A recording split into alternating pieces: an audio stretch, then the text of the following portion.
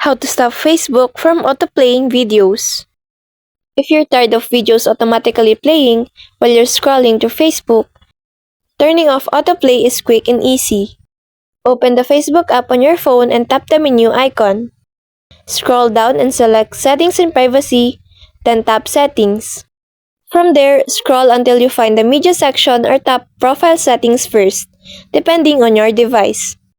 In the Media settings, you'll see the option for autoplay.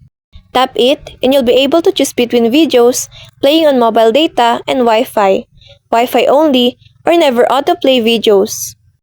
Select never autoplay videos to completely turn the feature off. Once you've made your choice, it saves automatically, and videos will stop autoplaying as you scroll. It's a small setting that can make a big difference in your browsing experience. So that's all for this video. I hope this helps. Thank you.